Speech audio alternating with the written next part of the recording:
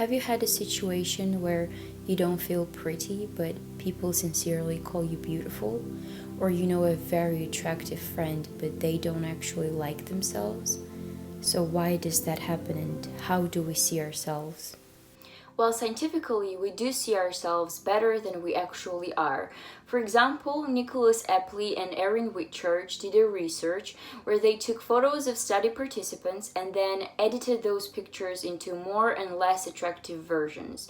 And then they asked those participants to choose the original photo of themselves that wasn't photoshopped, and people tended to choose that picture that was edited into the better looking version, thinking it was the original one. However, that didn't work with strangers. Participants could quite accurately identify the original pictures of other people that they have only met once, which means that we see others more correctly than we see ourselves. This phenomenon is called self-enhancement, and it doesn't only refer to our appearance. For example, we tend to be more optimistic about our own health than about health of other people. And also, people usually overestimate the amount of donations they would make, but predict correctly donations of other people. However, when we see ourselves, we tend to notice flaws and imperfections that just go unnoticed by other people. That's why they kinda see us better. That's when critical inner voice kicks in. In the article that I will link down below, Caroline Joyce writes that positive qualities come from positive childhood influences, but critical inner voice is born from different adverse experiences that you were exposed to being a child. For example, if in your childhood parents would tell you that you're too loud, then you may have grown up being afraid to speak up or stand for yourself. Unfortunately, those perceptions that were put in you from the childhood may affect your actions in the future. For example, if you were told to be too shy, then you may grow up ignoring social interactions, trying to defend and confirm that idea in your brain, which basically shows us that we become what we believe. But those thoughts are not yours. They were put in you by circumstances of life. So there is no child that is insecure about their nose or any other thing concerning their character or appearance until someone actually notices that feature of them. But you can actually fight those thoughts. For example, if you want to wear a nice outfit and your mind is like, no, it won't suit you, or your legs are out of shape, you have to think, what is my goal here? Is my goal to sit and listen to this voice that isn't even real and isn't even mine and was put into me by someone else? Or is my goal to boost my mood, make a good impression, and just look elite? So what can we do with that critical inner voice?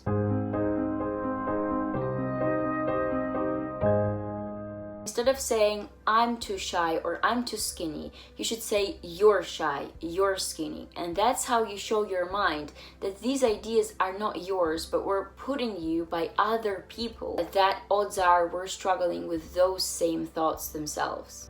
Ask yourself, where does that voice come from? And that apparently helps you build compassion for yourself.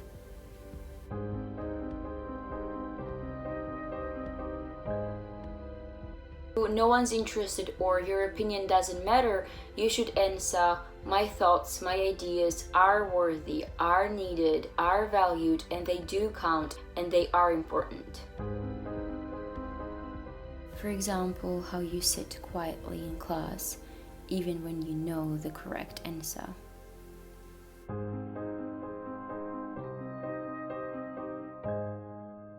For example, if you're shy, you may try to grow social interactions or speak up in the classroom.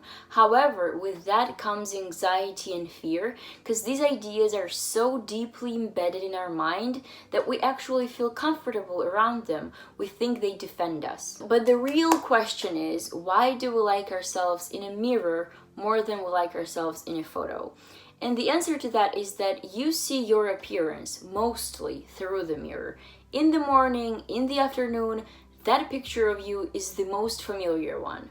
However, mirror version of you is reversed and doesn't show the reality in its fullest. So once you get used to that mirror version of you and you actually like it, it is confusing to see yourself reversed in a picture because that mirror version of you seems like original. And that is also why we like others more in the picture than we like ourselves, because your perception of other people in the real life is not reversed and it matches the picture in the photo.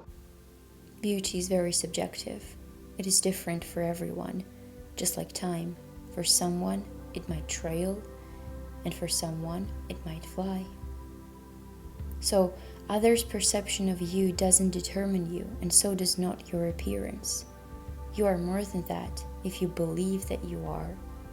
There are no standards that you should fit in. Beauty is only skin deep.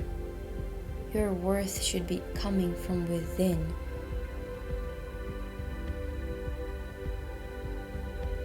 You are not determined by circumstances. Life is a strong and unpredictable river, and it's not your fault that you get wounded sometimes during your swim. The aim of art is to represent not the outward appearance of things, but their inward significance.